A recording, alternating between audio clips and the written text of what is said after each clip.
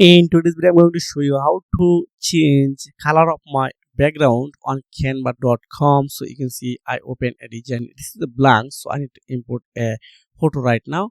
So I have already photo. Okay, this one example purpose. This one just doing it bigger. Then I need to click on this background remover.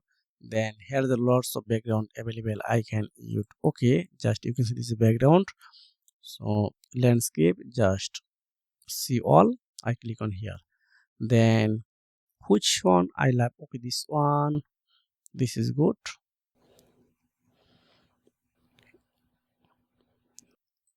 And if you would like this one, just change it to your own way. Okay, this one. This is a perfectly set up with this picture. So this is how I can change of my picture background on canva.com. Thanks for watching. See you again.